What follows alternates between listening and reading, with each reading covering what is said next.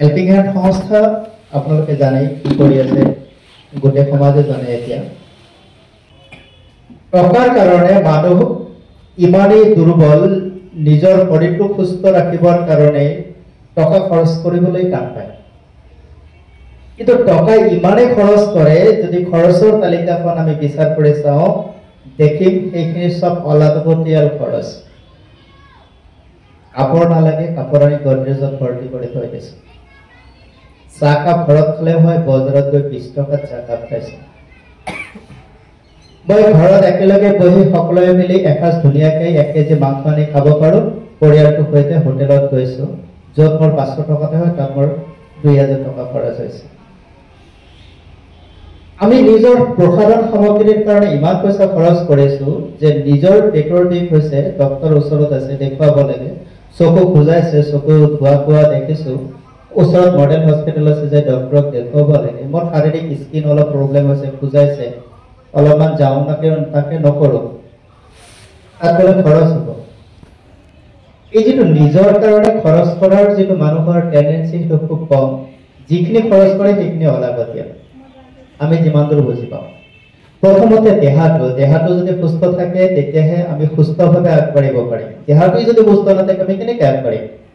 আপোনালোকে মোৰ সন্মুখত যত ব্যক্তি বহি আছে, আপোনালোকে কোনেও ক'ব নোৱাৰিব মই সুস্থ, কোনেও ক'ব নোৱাৰিব। যদি আপোনালোকে কয় মই এতিয়া পৰীক্ষা নিৰীক্ষা কৰাম, আপোনালোকৰ চুগাৰ টেষ্ট কৰিম, বিপি টেষ্ট কৰিম, মোৰ তাত সব যোগাৰে আছে, চবৰে বেমাৰ ওলাই পৰিব, কিন্তু মই ক'ব পাৰোঁ মই সুস্থ। সেইখিনি কনফিডেন্স মোৰ আছে, কাৰণ মই প্ৰত্যেক 3 মাহৰ মূৰে মূৰে ব্লাড ট্ৰান্সপ্লান্ট কৰি থাকোঁ, মানে মই ব্লাড ডোনেশ্যন কৰি থাকোঁ, মই বেলেগক দান দি থাকোঁ ৰক্ত প্ৰত্যেক 3 মাহৰ মূৰে মূৰে। আৰু যেতিয়া মই যাওঁ তেতিয়া মোৰ সকলোবিলাক টেষ্ট হৈ যায়।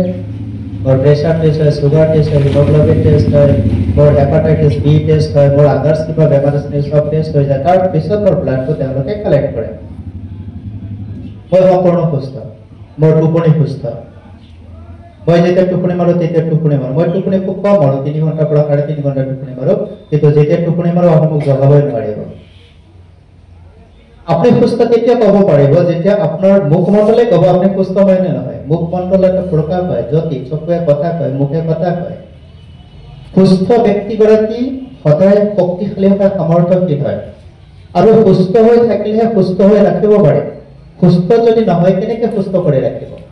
আজি যদি আপোনালোকে মাতৃসকল সুস্থ নহয়, আপোনালোকৰ প্ৰসৱিত সন্তান সুস্থ হ'ব নেকি?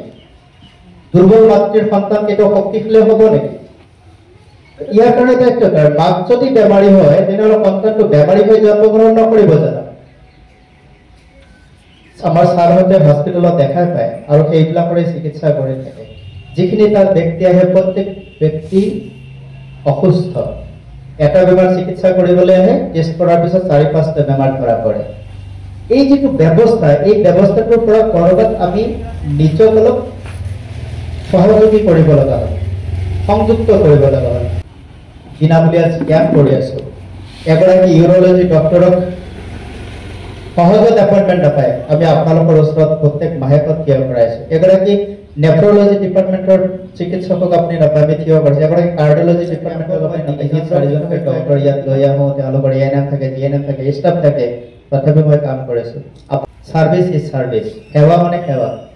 তো সেইকাৰণে যেতিয়া মানৱতাতে কাম কৰিছিল বৰ্মাজুলিত, মই দেখিছিলো আচলতে নয়ন মোৰ তাত মাত দিবলৈ গৈছিল, আৰু নয়নক মাত দিতে নয়নৰ কথাখিনি কওঁতে মই চাবলৈ গলো, কিন্তু যাই যিটো পৰিৱেশ দেখিলো মোক ভাল লগা নাছিল।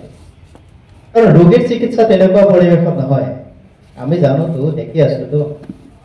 তো তেতিয়া তেওঁ নিজে উপস্থিত থাকিলেতো মই তেওঁলোকক ক'লো যে আপোনালোকে যদি বিনামূলীয়াকৈ যদি কাৰোবাক সেৱা দিব বিচাৰিছে তেনেহ'লে আপোনালোকে আমাৰ ইয়াৰ পৰা দিব পাৰিব, কাৰণ আমাৰ অফিচত সকলো সময়ত মানুহ নাথাকে, আৰু যদিও থাকে মানে একো প্ৰব্লেম নাই, তাৰ ভিতৰত আমি জাগা কৰিলাম। এই যে আজি আপোনালোকে যিকেইগৰাকী ব্যক্তি ইয়াত আছে বা যিকেইগৰাকী আকৌ আহি আছে, তেখেতসকলে যদি ইয়াতে বিনামূলীয়াকৈ পইচা নোহোৱাকৈ যদি আমাৰ চিকিৎসকৰ যোগেদি যদি চিকিৎসা পায় তেনেহ'লে এইখিনি জাগা আমি দিব নোৱাৰো নেকি? কেৱল অফিচ বুলি নহয়, মোৰ ঘৰ হ'লেও মই দি দিলো হয়। কাৰণ আমি যদি মানুহৰ কাৰণে অকণমান চিন্তা কৰিব নোৱাৰো তেনেহ'লে মানুহ কি হয়? মানৱ জন্মলৈ আমি কি কৰিছো?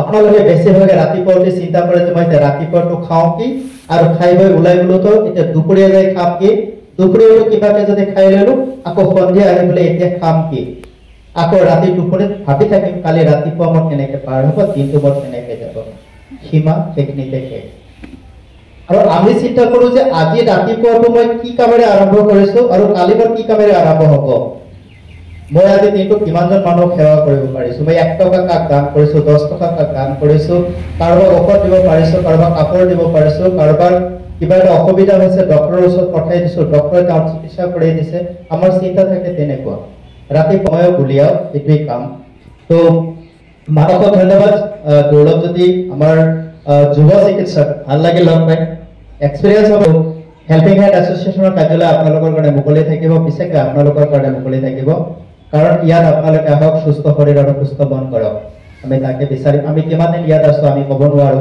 কাৰণ আমাৰ যিহেতু গতিশীল জীৱন হয় তো যদি এনে ধৰণৰ কামবিলাক হয় এতিয়া আজি এওঁলোকে আহিছে ফিজিঅথেৰাপি সেৱা আৰম্ভ হ'ব প্ৰত্যেক দেওবাৰে আপোনালোকে বিনামূলীয়াকৈ পাব আৰু চকুৰ ডক্টৰ আহি থাকে আপোনালোকে লগ পাই থাকিব মাজে মাজে কেঞ্চাৰ ডক্টৰ আহে তেওঁলোকৰ স্ক্ৰিনিং হ'ব এই প্ৰত্যেকে তেনেকৈ চলিব আপোনালোকে মই সহায় কৰি দি আছো না আপোনালোকে সহায় কৰে কথা হৈছে সেইটো গতিকে আজিৰ যিটো অনুষ্ঠান খুবেই দৰকাৰ কাৰণ আপুনি যদি বিষৰ টেবলেট সদায় খাই থাকে তেনেহ'লে আপোনাৰ কেঞ্চাৰ ফৰ্মেশ্যন হ'ব যদি বিষৰ টেবলেট সদায় খাই থাকে আপোনাৰ আলচাৰ ফৰ্মেশ্যন হ'ব আপুনি যদি বিষৰ টেবলেট সদায় খাই থাকে তেনেহ'লে আপোনাৰ যেটো স্কিনৰ ড্ৰাইনেছ হয় ড্ৰাইনেছটো বাঢ়ি যাব মানে স্কিনটো শুকাই যাব খৰ খুজুতি বেমাৰ আদি আহি যাব অৰ্থাৎ আমি যেটো টেবলেট ৰোগ নিৰাময় কৰিবৰ কাৰণে খাওঁ সেই একেটা টেবলেট যদি আমি নিৰন্তৰ খাই থাকো তেনেহ'লে আমাৰ ইনফেকশ্যন আহি গৈ থাকিব এটা ঔষধ এটা বেমাৰ ভাল কৰিবলৈ যাওঁতে আন এটা বেমাৰ আমাৰ শৰীৰত বাঢ়ি গৈ থাকিব যিমান পাৰে ঔষধ নোখোৱাকৈ থকাটো ভাল বিশেষকৈ টেবলেট জাতীয় বস্তু টেবলেট জাতীয় ঔষধৰ পৰা আঁতৰক আপোনালোকে নিয়মিত কিছুমান খাদ্যাভ্যাস তৈয়াৰ কৰক আপোনালোকে ৰাতিপুৱা খালী পেটত কুহুমীয়া গৰম পানী খাওক যদি পায় তাতে অলপমান গোল নেমু পেলাই দি খাওক এণ্টিবায়'টিকৰ কাম কৰিব আপোনালোকে যেতিয়া গাখীৰ খায় গাখীৰত কেঁচা হালধি ৰস অলপমান চেপি দি গৰম কৰি খাওক আপোনাৰ এণ্টিবায়'টিকৰ কাম কৰিব তুলসী পাত আপোনালোকৰ সকলোৰে ঘৰত থাকে 4-5টা তুলসী পাত তিলক আৰু আপুনি 1 গ্লাছ পানী কুহুমীয়া পানীত তুলসী পাতটো মোহৰাই দিয়ক তাৰ ৰসটো তাত মিশ্ৰিত কৰক 1 চামুচমান চেনি তাত দিয়ক দি পেলাই আপোনালোকে খাই দিয়ক কি হ'ব আপোনালোকে গমেই নাপাব আপোনালোকৰ কি কাম আপোনাৰ বেমাৰ নিৰাময় হৈ গৈছে সৰু সৰু কিছুমান বস্তু আছে আমি যিমান পাৰোঁ ঔষধৰ পৰা আঁতৰি থকাটো মই ঔষধ নাখাওঁৱে মই হস্পিটেল যাওঁ কেৱল আনৰ কাৰণে মই নিজৰ কাৰণে হস্পিটেল যাওঁ নিজৰ কাৰণে দিবলৈ যাওঁ আপোনালোকে জনাই থওঁ মোৰ শৰীৰৰ প্ৰতিটো অংগ মই অলৰেডি বিজ্ঞানক দান কৰি দিছোঁ মৰণোত্তৰ হয় যোৱা মাৰ্চ মাহত দান ডনেট কৰিছোঁ মোৰ বডি অৰ্থাৎ মোক মৰিলে নজ্বলাই মোক মৰিলে যে বিজ্ঞান চিকিৎসা বিজ্ঞানত ৰাখিব আৰু মোৰ শৰীৰৰ ওপৰত এক্সপেৰিমেণ্ট চলিব মোৰ চকু দুটা অলৰেডি দি থৈছোঁ মোৰ চকু দুটাতে কোনোবাই পৃথিৱী চাব কিডনি দুটাৰে পৃথিৱী চাব লিভাৰেৰে কিডনি চাব হাৰ্টেৰে চাব লাঞ্চেৰে চাব অৰ্থাৎ মোৰ শৰীৰত যিমানবিলাক অংগ প্ৰত্যংগ আছে চব মই ইতিমধ্যে দি দিছোঁ এনেহ'লে কিমান সাহসী নাই মানুহে মৰিবলৈ ভয় কৰে আৰু মই মৰিবৰ আগত মৃত্যুত বৰণ কৰি লৈছোঁ গতিকে মই যদি কেতিয়াবা মৰো আপোনালোককো কৈ যাওঁ তেনেহ'লে হস্পিটেলত খবৰটো দিব আৰু আপোনালোকে হস্পিটেলত খবৰ দিয়া মানে মোৰ শৰীৰটো মেডিকেললৈ গুচি যাব মোৰ পৰিয়ালে ডিপেণ্ড নকৰে কাৰণ আমি অলৰেডি নটিচ যিখিনি কৰিব লাগে গোটেইখিনি অফিচিয়েলি কৰিছোঁ তো আপোনালোকে যদি পাৰে মৰিলে শেষ জীয়াই থাকিব অলপমান কৰক পাৰিলে চকু দুটা কাম দি যাব মৰিবৰ সময়তে ল'ব আপোনাৰ জীয়াই থাকোঁতে নলয় চিন্তা কৰিব নালাগে আৰু গোটেই চকুটো উঠাই নলয় মাত্ৰ কৰ্ণিয়াটোহে লয় তো ভয় কৰিব লাগে আপুনি এই এখেত মৰি যোৱাৰ পিছত কোনে নাম ল'ব কোনোবাই নাম কিন্তু চকু দুটা যদি দি থৈ যায় তেতিয়া নাম ল'বনে নাই জীয়াই থাকিব না চকু দুটা কাৰোবাৰ চকুত লাগি পেলাই আৰু তো তেনেকুৱা সৰু সৰু কাম কৰিব লাগে তো ইয়াতে বেমাৰো ভাল হ'ব আৰু আপোনালোকৰ যোগেদি অন্যও ইয়ালৈকে আহিব আৰু এইটো মই মানসক ৰিকুৱেষ্ট কৰিম যে এইটো প্ৰত্যেক দেওবাৰে চলি থাকক আৰু তাৰ লগে লগে যদি পাৰে সদায় কৰক মোৰ অফিচৰ এটা চাবি দি দিম মই থাকিলে থাকিলোঁ মই নাথাকিলেও কথা নাই আৰু আইতাহঁত আছেই মুঠতে মানুহখিনি আহি যাতে সুবিধাটো পায় আজি ইয়াত যিখিনি মানুহ আহিব ফিজিঅথেৰাপি সেৱাটো 3 মাহৰ 6 মাহৰ বা 1 বছৰৰ কোৰ্চ হয় গতিকে আজি যদি দেওবাৰে কৰিলোঁ 7 দিন যদি বন্ধ হৈ থাকে তেনেহ'লে সি আকৌ ৰিটাৰ্ণ আহিব ন গতিকে যদি পাৰে আপুনি এইটো কৰক মোৰ অফিচৰ এটা চাবি মই আপোনাক দিয়ে দিম এইটো অফিচ মোৰ হয় এইটো অফিচ আপোনালোকৰ সকলোৰে মই নিমিত্ত থাকোঁ আৰু ঘৰ এটাত কোনোবা থাকিব লাগে ন মালিক এজন তো সেই মালিকটো মই নামতহে বাকী আপোনালোকে কৰক মোৰ ইয়াৰ পৰা কোনো বস্তু আপোনালোকে যদি চোৰ কৰি লৈ যায় মোৰ একো নাযায় এইবিলাকৰ প্ৰতি মোৰ কোনো মায়া মোহে নাই মই ইয়াত যেতিয়া আহিছোঁ তেতিয়া মোৰ সেই এজৰ কাপোৰে দেখিছে আপোনালোকে, এতিয়াও এজৰ কাপোৰে আছে। এইবিলাক যে আপোনালোকে দিছে এইবিলাক মোৰ লগত নাথাকে, মই অলপ পিছতে কাৰোবাক দি পঠাম। একো মায়া মোহ নাই, এইবিলাকৰ গতি কোনো নাই। মই ইয়াৰ পৰা যাওঁ তলৰটো মাৰি থৈ নগ'লে মোৰ ভয় নাই। কি হ'ব, কোনোবাই চোৰ কৰি কিবা ল'ব, যাৰ প্ৰয়োজন তেওঁহে ল'ব না, যাৰ প্ৰয়োজনীয়তাটো নলয়। গতিকে যদি মোৰ বস্তুৰে কাৰোবাৰ প্ৰয়োজন চাহিদা পূৰণ হয় তেনেহ'লে হ'ব লাগে। তো আপোনালোকে আহক, খুব এটা সুন্দৰ ব্যৱস্থা হ'ব। জীৱনটো সুন্দৰ কৰক, সুস্থ কৰক। বহুতে নকৰে আমি জানো, 90% মানুহে নিজৰ জীৱনৰ চিন্তা নকৰে, 10% মানুহ নিজৰ জীৱনলৈ কেয়াৰফুল। এই 10% আপোনালোকে হওক, আমি ভাবোঁ আশা কৰোঁ নিশ্চয়কৈ উপকৃত হ'ব। গতিকে আজি সময়টো আচলতে বক্তৃতা শুনা নহয়, ইয়াৰ পৰা চিকিৎসা আৰম্ভ কৰিবলৈ গৈ যিহেতুকে আৰম্ভ কৰিছোঁ, কিছু কথা বুজিব লাগে, তেতিয়াহে মানুহ আহিব ন। তো আপোনালোকে এটা মেছেজ দিব, আমাৰ কাগজ আছে, বাবা কাগজখিনি দি দিয়ে আপোনালোকক। ইয়াতে ঠিকনা আছে, ডক্টৰৰ নাম আছে, তেওঁলোকৰ লগত কথা পাতিব পাৰিব। আৰু ইয়াতো আপোনাৰ বেনাৰত নাম্বাৰ আছে, কথা পাতিব, আমি আপোনালোকক ব্যৱস্থা কৰাই দিম। তো আজিৰ এই অনুষ্ঠানটো নিউ লাইফ মেডিকেলক আমি প্ৰশংসা কৰিছোঁ, আমি ধন্যবাদ জনাইছোঁ। হেল্পিং হেণ্ড এছ'চিয়েশ্যনৰ ফালৰ পৰা আদৰণি জনাইছোঁ।